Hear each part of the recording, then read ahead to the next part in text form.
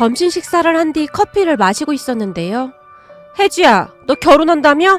어쩜 넌 나한테 말 한마디도 안 할 수가 있냐? 그게 말이야, 아직 확실하지도 않고 결혼이라는 게 결혼식장 들어가기 전까지는 아무도 모르는 일이잖아. 그래서 아무한테도 말 못했어. 그리고 너도 알다시피 전에 내가 워낙 큰일까지 겪었던지라 확정되면 말하려고 했어. 기분 나빴다면 미안해. 하긴 뭐 그때 너 제정신이 아니긴 했지. 결혼한다고 양가 부모님께 인사까지 다 드리고 그렇게 됐으니 이해는 된다. 아휴, 내가 또 쓸데없는 말을 했네. 친구 선이가 미안한 듯이 급히 입을 다물어 버렸어요. 아니야, 괜찮아. 이미 다 지난 일인걸 뭐. 근데 너 능력 좋다? 어떻게 만나는 남자마다 그렇게 부자들만 만나는 거냐? 우리 병원 자주 오시는 그분 아들이라며? 내가 얘기 들어보니 그분이 널 그렇게 마음에 들어 했다며? 그러게. 나를 몇 번 보시더니 아드님하고 계속 만나보라고 해서 그냥 잠깐 나가서 밥만 먹고 들어와야지 하고 나간 건데 몇 번 만나다 보니 이것저것 정말 잘 맞더라고. 그러다가 얼마 전에 그 사람이 청혼한 거고. 야, 진짜 부럽다. 난 계속 솔로로 있었는데 넌 그 일을 겪고도 잘만 결혼하는구나? 이래서 여자는 얼굴이 예쁘고 봐야 하는 거야. 사실 네 얼굴이 한몫하는 거잖아. 난 성형수술이라도 해야 하나? 선이가 씁쓸한 표정으로 저를 바라봤어요. 선이와 저는 같은 간호대학을 졸업했습니다. 그리고 어쩌다 보니 같은 병원에서 근무를 하게 되었는데요. 사실 선이와 저는 그다지 살가운 사이는 아닙니다. 선이와 저의 인연은 대학을 다닐 때부터 시작이 되었어요. 대학에 입학하고 얼마 뒤부터 선이와 은채 그리고 저까지 우리 셋은 항상 붙어 다녔습니다. 사실 은채와 저는 고등학교 때부터 친구였기에 정말 친한 사이였는데요. 선이는 그런 우리 둘을 참 많이 부러워했습니다. 난 학교 다닐 때 친구가 별로 없었어. 그래서 니들이 정말 부럽다. 나도 니들이랑 친하게 지내면 안 될까? 나도 친구하고 비밀 얘기도 하고 그렇게 지내고 싶어. 니네 둘은 워낙 친하게 지내서 잘 모르겠지만 난 항상 외로웠거든. 선이가 눈물까지 글썽이며 우리에게 간절히 말했어요. 야, 친하게 지내면 되지. 뭘 눈물까지 글썽이냐? 그럼 앞으로 우리 셋이 친하게 지내자. 은채와 저는 선이가 안쓰럽기에 항상 챙겨주려고 노력했습니다. 하지만 그런 선이와의 인연이 악연이 될지 누가 알았겠습니까? 그 악연은 정말 사소한 것으로부터 시작이 되었어요. 어느 날 같은 과 친구 소개로 소개팅을 하게 되었는데요. 그 소개팅 자리에서 꽤 괜찮아 보이던 선배 오빠 한 명이 저를 마음에 들어 했어요. 선배 오빠가 성격부터 외모까지 모든 것이 괜찮은 편이었기에 저도 싫지만은 않았습니다. 그렇게 그 선배 오빠와 저는 자연스럽게 사귀게 되었어요. 그런데 어느 날 선이가 술에 잔뜩 취한 채 제게 전화를 했습니다. 혜주야, 네가 나한테 어쩜 이럴 수가 있어? 너 내 친한 친구 아니었어? 우리 절친하기로 했잖아. 오, 당연하지. 우리 절친이잖아. 근데 내가 뭐 잘못한 거 있어? 어머, 너 그렇게 안 봤는데 진짜 여우였던 거구나? 선이야, 미안한데 내가 알아들을 수 있게 말 좀 해줄래? 그리고 지금 너 많이 취한 거 같은데 내일 술 깨고 다시 전화하던지. 나 안 취했거든? 내가 들어보니 너 대훈이 오빠랑 사귀기로 했다며? 대훈이 오빠? 맞아. 오빠랑 내가 이래저래 잘 맞더라고. 그래서 사귀기로 했는데 그게 무슨 문제라도 되는 거야? 어머, 너 진짜 서운하게 말한다. 너 정말 몰랐던 거야? 아니, 뭘 몰라. 답답하니까 돌려서 말하지 말고 그냥 말해줄래? 그래, 그럼 내가 단도직입적으로 말할게. 사실 나 말이야, 대훈이 오빠 보고 한눈에 반했었거든. 그래서 내가 니들한테 계속 눈치 주고 그랬는데 네가 어쩜 그럴 수가 있냐? 마치 나 보란 듯이 대훈이 오빠랑 사귀고 있는 거잖아.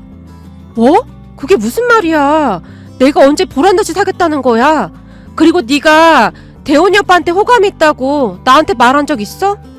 그걸 꼭 말해야 하냐? 내가 계속 눈치 주고 그랬잖아.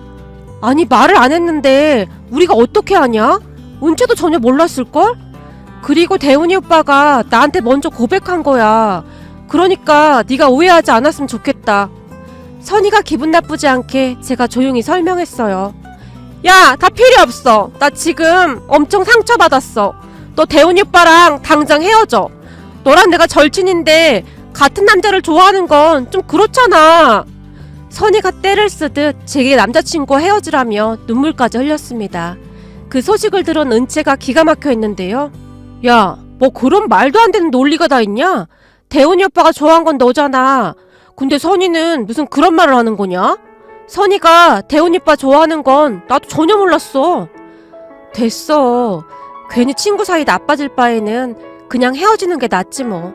그리고 남자 한 명 두고 친구끼리 이러는 건 진짜 아닌 것 같아. 어차피 오래 사귄 것도 아니고 난 괜찮아. 그때 당시에는 친구가 더 소중하다고 생각했기에 대훈이 오빠에게 제가 헤어지자고 했습니다. 하지만 그건 그냥 시작에 불과했다는 것을 한참 나중에 알게 되었답니다. 선이는 저를 항상 질투했고 제가 잘 되는 것을 굉장히 싫어했어요. 모름지기 친구라면 같이 있을 때 마음이 편해야 하잖아요. 하지만 선이와 있으면 오히려 불편하기만 했습니다. 그렇게 점점 은채와 저는 선이와 거리를 두기 시작했어요. 사실 대학만 졸업하면 다시 얼굴 볼 일 없겠지 하는 생각도 있었습니다. 그런데 선이와 저의 인연은 그렇게 쉽게 끝나지 않았습니다. 제가 취업한 산부인과 병원에 선이도 취업을 했거든요. 선이와 함께 일할 생각에 두통까지 생길 정도였어요. 이런 일 때문에 멀쩡히 다니는 직장 그만둘 수 없으니까 우선은 그냥 다녀. 그냥 거리를 좀 두고 지내면 되잖아. 하필이면 선이랑 같은 병원에 취업을 하게 될 게 뭐야? 난 선이가 그냥 다 불편하단 말이야. 제가 은채를 보며 울상을 지었습니다. 제가 취업한 산부인과가 그렇게 큰 병원은 아니었지만 다른 병원에 비해 근무 환경도 그렇고 원장님이 직원들에게 스스럼 없이 대해주셨기에 가족 같은 분위기에서 즐거운 마음으로 잘 다니고 있었거든요. 그러던 어느 날 병원 동료 간호사가 제게 남자를 소개해주겠다고 했어요. 전에 우리 회식 때 찍었던 사진을 내 동창이 봤는데 사진 보자마자 혜주씨 좀 소개시켜주면 안 되냐고 계속 난리야. 한번 만나볼래? 내 동창이 집도 엄청 부자고 직업도 아주 좋아. 전 괜찮아요. 요즘 일하느라 힘들기도 하고요. 정말 죄송해요. 제가 정중하게 거절을 했지만 그러지 말고 딱 한 번만 만나봐. 내가 혜주씨 소개시켜준다고 큰 소리까지 쳤단 말이야. 딱 한 번만 만나서 밥만 먹고 와도 되잖아. 너무나 간절하게 부탁을 했기에 좋은 게 좋은 거라고 별 생각 없이 소개팅을 하러 나갔습니다. 하지만 그 사람으로 인해 제 인생이 송두리째 바뀌게 되리라는 것을 그때는 감히 상상조차 하지 못했습니다. 우선 소개팅을 하는 내내 분위기가 상당히 좋았어요. 소개받는 남자는 엄청 적극적이었고 모든 것을 제게 맞추려고 노력했어요. 그렇게 한두 번 만나다 보니 저도 마음이 가기 시작했습니다. 그때까지는 진지하게 남자를 만나본 적이 없었기에 저에게 너무나 잘하던 남자친구에게 마음이 갔습니다. 그때 남자친구와 저는 여느 연인들과 마찬가지로 행복한 시간을 보내고 있었어요. 그러던 어느 날 제 인생을 뒤흔들고도 남을 만한 일이 일어나고 말았습니다. 며칠 동안 계속 몸이 좋지 않았었는데 확인해보니 제가 임신을 한 거였어요. 그때의 충격을 생각하면 어찌나 놀랐던지 손이 덜덜 떨릴 정도였어요. 그렇게 놀란 마음을 부여잡고 남자친구를 만났습니다. 저기, 나 임신한 것 같아. 뭐? 임신? 진짜야? 그런 것 같아. 어떡하지? 어떡하긴 뭘 어떡해. 우리도 이제 결혼할 나이인데 잘됐다. 이참에 빨리 결혼하자. 당장 다음 주에 우리 부모님 만나 뵙고 너희 부모님도 만나 뵙자. 근데 재성씨 부모님이 나 싫어하면 어떡하지? 재성씨네 집 엄청 부자라며. 근데 우리 집은 그냥 그렇잖아. 걱정 마. 우리 부모님 그렇게 속물 아니야. 우리 결혼한다고 하면 아마 엄청 좋아할걸? 남자친구가 큰 소리까지 쳤습니다. 그런 남자친구를 보며 안심이 될 정도였어요. 하지만 그때 저는 남자친구의 말을 믿으면 안 되는 거였습니다. 특히 남자친구의 엄마는 어마어마했는데요. 첫 인사를 드리기 위해 집으로 찾아갔을 때는 아주 온화한 표정으로 두 분 다 저를 반겨주셨어요. 그런데 며칠 후 남자친구 엄마에게 전화가 걸려왔습니다. 아마도 남자친구에게 제 전화번호를 물어봤던 모양이었어요. 전화를 걸어온 남자친구 엄마는 간단 명료하게 제게 어디로 나오라고 명령하곤 전화를 끊어버렸어요. 물론 남자친구에게는 아무 말도 하지 말라고 하면서 말이죠. 그렇게 마주한 남자친구 엄마는 제게 단도직입적으로 몇 마디만 한 채 자리를 떠났는데요. 잘 알다시피 혜주씨랑 우리 아들이랑 이것저것 안 맞는 게 너무 많잖아요. 이런 결혼하게 되면 혜주씨만 힘들어져요. 그러니까 잘 생각해봐요. 내가 무슨 말 하는지는 알아들었겠죠? 아무리 가느사라게 해도 그 정도 말귀 정도는 알아듣는 거죠? 남자친구 엄마가 제 말을 듣지도 않고 일어나서 가버렸습니다. 그 이후로도 남자친구 엄마는 수시로 전화하고 찾아와서 저를 압박했습니다. 우리 부모님께 찾아가서 다 뒤집어 놓을 거라고 말이죠. 그렇게 잘 먹지도 못하고 삐쩍삐쩍 말라가던 어느 날 병원에서 근무를 하다가 그만 쓰러지고 말았습니다. 그렇게 유산이 되고 말았는데요. 그 충격은 어마어마했어요. 결국 얼마 뒤 남자친구를 만나서 헤어지자고 통보했습니다. 남자친구의 엄마를 감당하고 싶지도 않았고 그런 대접을 받으면서 결혼하고 싶지도 않았습니다. 물론 남자친구는 제게 매달리며 울고불고 난리가 났었고요. 하지만 저는 남자친구에게 남자친구 엄마의 만행에 대해 토시 하나 빼놓지 않고 다 말을 해줬어요. 처음에는 남자친구가 믿지 못하겠다는 그런 표정이었지만 남자친구 엄마에게 물어봤는지 모든 사실을 확인한 남자친구가 큰 충격을 받고 짐을 싸서 집을 나와버렸답니다. 그리곤 제게 계속 매달렸지만 저는 그때 너무나 힘든 상황이었기에 모든 걸 다 포기하고 싶은 그런 생각뿐이었어요. 결국 남자친구와 저는 그렇게 헤어졌습니다. 그 뒤 남자친구가 부모님과 연락까지 끊은 채 살고 있다는 소식만 들었어요. 그때 제가 그러한 일을 겪었다는 사실을 병원 원장님과 동료 간호사 2-3명 정도만 알고 있었는데요. 그때 병원을 옮기고 싶었는데 같이 일하던 분들이 워낙 좋은 분들이라 옆에서 저를 많이 위로해주며 도와주셨어요. 덕분에 저는 큰 문제 없이 병원을 다니고 있었고요. 그런데 어떻게 듣게 된 것인지는 모르겠지만 선이가 그 사실을 알고 있었나 봅니다. 선이는 잊고 싶은 그 기억을 가끔씩 꺼내서 저를 힘들게 했어요. 하지만 저는 그 기억을 떠올리고 싶지도 않았기에 별다른 반응도 보이지 않았는데요. 그런 선의로 인하여 어마어마한 일이 일어나고 말았습니다. 그러니까 제가 꽤 부잣집 남자와 결혼을 한다는 소식을 들은 선의가 또다시 질투하기 시작했던 모양입니다. 제게 이것저것 꼬치꼬치 캐물을 때까지만 해도 저는 그다지 신경 쓰지 않았었는데요. 사실 그 사건 이후로 저는 누군가를 만나 결혼하겠다는 생각은 완전히 접고 있었거든요. 하지만 병원 원장님과 친하게 지내던 지인 한 분이 오며 가며 저를 유심히 봤던 모양이었어요. 어느 날 원장님께 저와 그분 아들의 만남을 주선해달라고 부탁했다고 했으니까요. 물론 처음에는 제가 완강하게 거절을 했습니다. 제 거절에도 불구하고 그 지인분은 병원에 더욱 자주 방문하면서 저와 친해지기 위해 노력했어요. 그분이 바로 지금의 우리 시어머니십니다. 전남친 엄마 때문에 큰 상처가 있던 저는 시어머님의 따뜻한 배려에 마음을 열게 되었어요. 세상에 이런 분이 있을까 싶을 정도로 정말 따뜻한 분이셨거든요. 하지만 친구 선이는 그런 저를 못마땅한 듯 바라보곤 했는데요. 그러던 어느 날 결국 선이의 질투 때문에 어마어마한 일이 일어났습니다. 결혼을 앞두고 있던 어느 날 선이가 같이 식사를 하자며 제 손을 잡아 끌었습니다. 식사를 하던 도중 선이가 뜬금없이 제 휴대폰 구경 좀 하고 싶다고 낚아채다시피 가지고 갔는데요. 그때 당시 저는 정말이지 선이가 무슨 짓을 할지 생각도 못하고 있었습니다. 그냥 대수롭지 않게 생각했거든요. 그런데 그날 제 휴대폰을 가져간 선이가 우리 시어머님 전화번호를 몰래 확인했던 모양이었어요. 며칠 뒤 저도 모르게 시어머님에게 연락을 해서 꼭 만나서 할 말이 있다고 했답니다. 그렇게 한 카페에 앉아서 기다리던 시어머님에게 선이가 다가와 인사를 했다는데요. 안녕하세요. 저는 혜주 대학 동기이자 친구입니다. 아, 그래요? 그럼 우리 혜주랑 친하겠네요.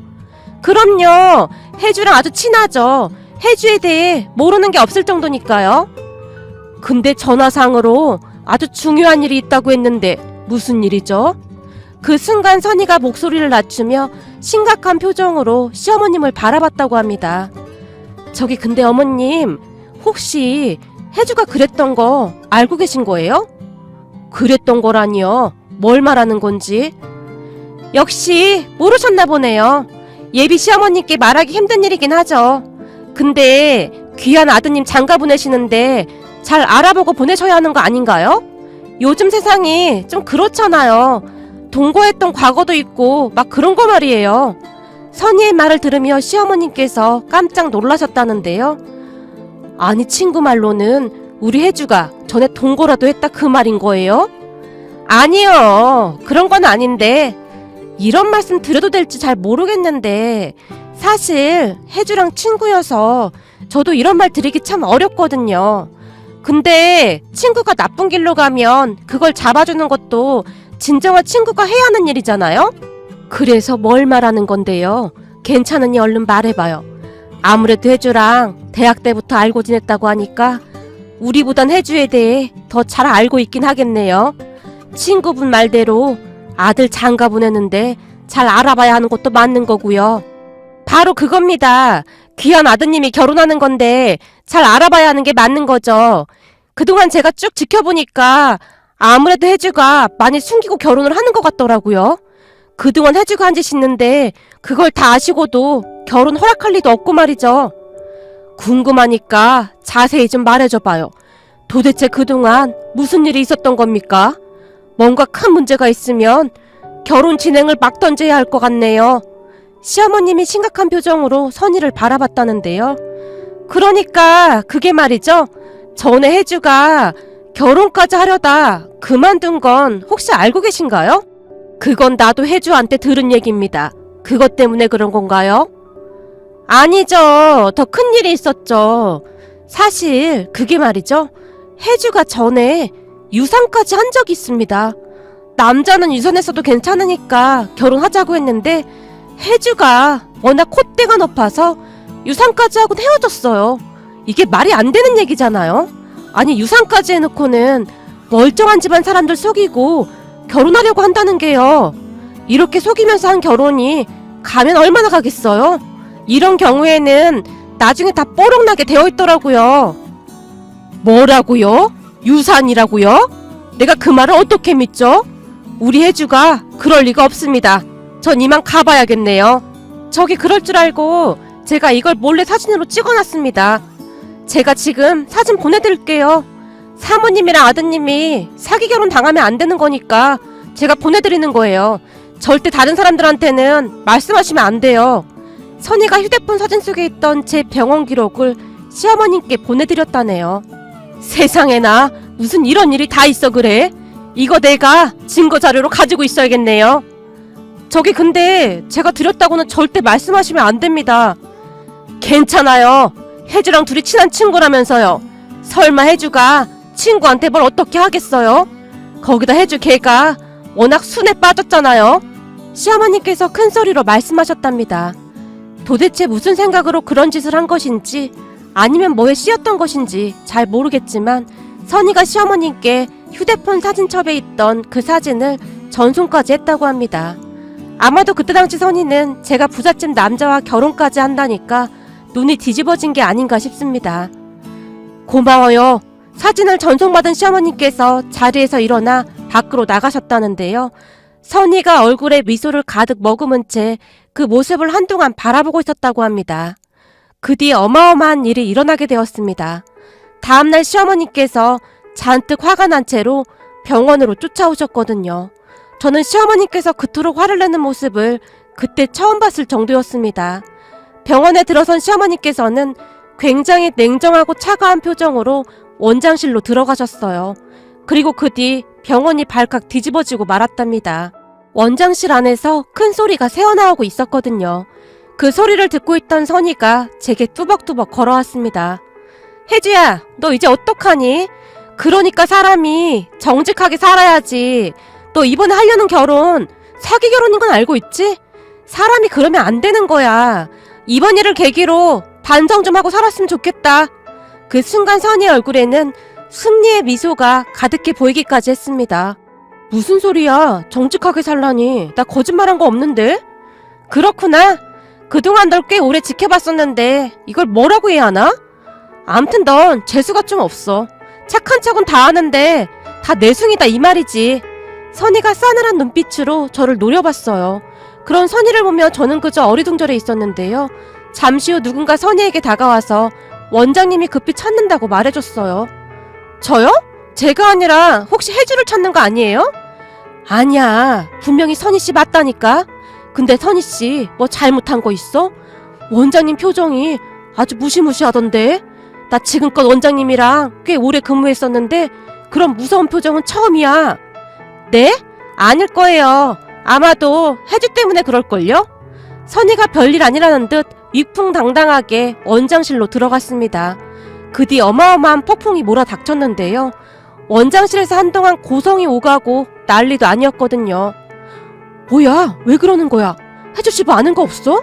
선희씨 왜 그러는 거야? 저도 잘 모르겠어요. 참 별일이네. 원장님 지금 화 엄청 많이 나셨어. 뭔가 큰일이 터진 것 같아. 병원 직원들이 다들 수근거리고 있었습니다. 그렇게 잠시 후에 시어머니께서 제게 원장실로 들어오라고 문자를 보내셨어요. 놀란 제가 잔뜩 겁을 먹은 채 원장실로 들어갔는데요. 시어머니께서 선희를 무서울 정도로 노려보며 서늘한 목소리로 말씀하셨어요. 선희 씨가 어제 나한테 한 게 법적으로 위배되는 행위인 건 알고 있는 거죠? 어디 다른 사람의 진료 기록을 그렇게 떠벌리고 다니는 겁니까? 거기다 환자 진료 기록을 불법으로 촬영해서 가지고 다닐 수가 있는 거죠? 이게 지금 말이나 되는 소리입니까? 우린 절대 이대로 못 넘어갑니다. 당신 고소할 겁니다. 네? 고소요? 저는 사모님을 도와드리려고 그런 건데 어떻게 이러실 수가 있으세요? 원장님, 지금 이 상황이 말이나 되는 소리입니까? 김 간호사, 지금 제정신이야? 이 사람 이거 큰일 나겠구만. 김 간호사 전에 개인정보 보안 서약서까지 작성했었잖아. 그런데 이런 짓을 해? 아무리 생각이 없어도 어떻게 이런 짓을 할 수가 있어 그래? 원장님, 사모님 잘못했습니다. 순간 선희가 땅바닥에 주저앉았습니다. 우리한테 미안하긴 뭐가 미안해요. 여기 당사자인 우리 혜주한테 사과해야 하는 거 아닙니까?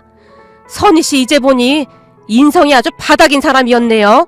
시어머니께서 선희를 있는 대로 노려봤어요. 혜주야, 내가 잘못했어. 정말 미안해. 나 한 번만 용서해줘. 됐습니다. 우린 고소 진행할 테니까 그리 알고 있어요. 김선희 간호사도 빨리 변호사 알아보세요. 어차피 이건 100% 우리가 이기는 소송이지만 말이죠. 잘못했습니다. 용서해주세요. 죽을 죄를 지었습니다. 선희가 땅바닥에 무릎까지 꿇은 채 흐느끼고 있었어요. 하지만 시어머니께서는 뒤도 돌아보지 않고 나가버리셨습니다. 혜주야, 나 한 번만 용서해줘. 네가 너무 질투나서 그랬어. 제발 한 번만 용서 좀 해줘. 우리 친구잖아. 친구? 너랑 내가 친구라고? 친구가 이런 짓을 하니? 나 사실 네가 우리 시어머님 몰래 만났던 거 다 알고 있었어. 네가 친구라면 절대 이렇게 안 했겠지. 넌 친구도 아니고 사람도 아닌 악마야. 악마한테 사람 대접해줄 필요 없잖아? 난 어머님 말씀대로 법대로 처리할 테니까 그런 줄 알고 있어. 제가 원장님께 허리 숙여 인사를 하고 그곳을 나왔습니다. 뒤에서 선희가 울부짖는 소리가 들려왔지만 모른 척 했습니다. 그동안은 그래도 친구라는 생각에 이해해주려고 노력하고 있었는데 그 사건은 도저히 용서가 되지 않는 그런 일이었거든요. 아니, 다른 사람도 아니고 의료업에 종사하는 사람이 어떻게 그런 짓을 할 수가 있단 말입니까? 결국 선희는 병원에서 쫓겨났고 더 이상 취업도 할 수 없게 되었는데요. 사실 몇 년 전에 시어머님이 남편과 소개팅을 주선해주던 그때 제가 정중히 거절하며 그동안 있었던 일에 대해 모두 이야기를 했었거든요. 사실 전에 결혼하려고 했던 사람이 있었는데 그쪽 어머니가 반대를 해서 파혼한 적이 있었습니다. 전 남친 어머니가 제게 쫓아와서 심한 막말도 서슴지 않고 했어요. 거기다 저를 바라보는 그분 눈빛에서 경멸과 분노 같은 것을 느꼈습니다. 그때 제가 유산까지 했던 상황이었기에 다들 그냥 못 이기는 척하고 결혼하라고 했지만 저는 그 눈빛이 잊혀지지가 않았어요. 가족으로 살아야 하는데 그런 분과 평생을 어떻게 같이 살 수 있겠어요. 그리고 그때 생각했습니다. 절대 결혼 같은 건 하지 말아야겠다고요. 결혼이라는 것에 환멸 같은 것이 느껴졌거든요. 이런 제가 어떻게 아드님 같은 분과 결혼을 할 수 있겠어요. 정말 죄송합니다. 그게 왜 혜주 씨 잘못이에요. 그러고 보니 원장님이 내 부탁을 피한 이유가 바로 그거였군요. 혜주 씨가 절대 남자를 만나지 않을 거라는 말을 하더군요. 왜 그러냐고 물었더니 개인사라 말하기 어렵다고 했거든요. 그게 이것 때문이었군요. 원장님이 워낙 좋으신 분이라 그동안 참 잘 챙겨주셨거든요. 그 일 있고 나서 제가 병원 옮기려고 했는데 원장님 때문에 남아있었어요. 혜주씨, 내 말 잘 들어요. 우리 아들과 난 혜주씨 과거 별로 중요하게 생각 안 해요. 처음 혜주씨를 딱 봤을 때부터 참 괜찮다 싶었거든요. 사실 우리 아들도 사연이 좀 있어요. 시어머님께서 긴 한숨을 내쉬었어요. 사연이요? 그래요. 내가 이런 얘기까지 하게 될 줄은 몰랐네요. 사실 우리 아들이 몇 년 전에 결혼하겠다고 여자를 데리고 왔는데 보통 사람이 아니더라고요. 처음에는 별 생각 없이 결혼시킬까 했어요. 근데 결혼 날짜가 다가올수록 우리 아들이 점점 이상해지는 거예요. 우리 아들 없을 때 내가 막말을 했다는 둥 우리 아들과 날 중간에서 그렇게 이간질을 시켰어요. 내가 제일 무서웠던 게 뭔지 알아요? 우리 집에 인사 오고 난 뒤부터 진짜 많이 들락날락했어요. 우연히 알게 됐는데 내가 하는 말을 다 녹음하고 있더라고요. 그걸 알고 얼마나 무섭고 소름이 끼쳤는지 몰라요. 그때부터 아들 여자친구가 정상으로 보이지가 않았어요. 남편이랑 둘이서 많은 얘기를 했었는데 그때쯤 아들은 그 여자한테 빠져서 정신을 못 차릴 정도였어요. 이러다 우리 아들 인생 끝장날 것 같아서 사랑까지 써서 그 여자 뒷조사를 하기 시작했어요. 그 착하던 우리 아들은 이간질에 넘어가서 그 여자랑 산다고 집까지 나간 상태였지. 그때는 참 사는 게 아니었답니다. 그때 생각이 나는지 시어머님의 눈시울이 붉어져 있었습니다. 그렇게 잠시 한숨을 내쉬던 시어머님께서 다시 말을 이어가셨어요. 결국 몇 주 만에 그 여자 정체가 탄로났는데 정체가 너무 어마어마해서 남편이랑 둘이 실신할 정도였어요. 예쁘장한 얼굴로 여자 한번 제대로 사귀어본 적 없는 우리 아들을 꼬신 모양인데 나중에 알고 보니 경찰서를 들락날락한 게 한두 번이 아니었나 보더라고요. 거기다 상견례 때 우리한테 부모라고 소개해준 사람들도 다 대역이었고요. 이건 뭐 처음부터 끝까지 모든 게 다 거짓말이었어요. 거기다 그때 그 여자가 임신까지 했다고 초음파 사진까지 보여줬었는데 나중에 보니까 그것도 다 거짓말이었더라고요. 우리 아들도 자기 애라고 철석같이 믿고 있었던 모양인데 충격이 이만저만이 아니었어요. 그래서 내가 너무 황당해서 그 여자한테 나중에는 어떻게 하려고 그랬냐고 물었더니 그거야 어디서 데려오려고 했죠 라는 말까지 했어요. 결국 나중에 우리 아들이 정신 차리고 헤어지긴 했는데 난 그 충격으로 한동안 병원에 입원까지 했을 정도예요. 그때 알았어요. 사람 인성이 얼마나 중요한 건지 말이죠. 그 여자는 자기가 뭘 잘못한 건지도 모르고 끝까지 당당했으니까요. 시어머님이 충격적인 말에 제가 놀란 채 가만히 바라보고 있었는데요. 내가 이런 말을 하는 건 우린 혜주씨 그런 거 별 상관도 없다 그 말이에요. 그렇게 따지고 보면 우리 아들도 과거가 있었던 거잖아요. 그동안 혜주씨를 쭉 지켜봤었는데 사람이 아주 진국이더군요. 정직하고 바르고 밝고 우린 그거면 다 된다 그 말이에요. 그러니까 우리 아들 한 번만 만나봐요. 내가 이렇게 부탁해도 어떻게 안 될까요? 그때 당시 시어머님께서 정말 간절하게 바라보셨어요.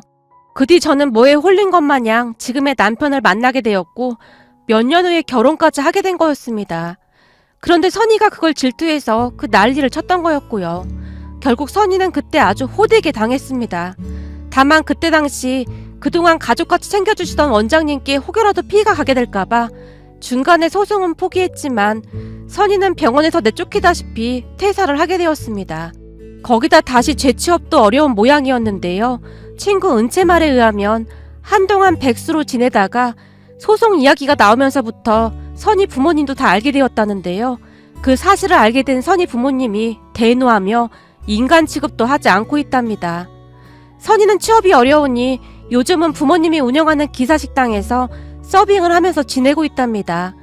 아무래도 다시 간호사로 일하긴 어렵지 않을까 싶습니다. 원장님도 도끼를 품었거든요. 이렇게 글을 쓰다 보니 제 인생도 참 파란만장했네요. 그 뒤 저는 결혼까지 해서 아이까지 낳고 잘 살고 있습니다. 그런데 며칠 전에 친구 은채가 우리 집에 왔다 갔는데 제게 놀랄만한 말을 했어요. 나도 나중에 들었는데 알고 보니 말이야, 선이 걔 말이야. 우리 몰래 사귀는 남자도 있었다나 봐. 결혼까지 하려고 했었다는데 그때 그 일 때문에 헤어지기까지 했다나 봐. 너 파혼시키려다가 오히려 지가 파혼당한 거지 뭐. 거기다 걔네 부모님이 구박도 어마어마하게 하나 보더라고. 완전 폐인됐대. 은채가 고개를 절레절레 흔들었습니다. 은채와 이야기를 하다 보니 문득 옛일이 떠올라 글 작성해봅니다.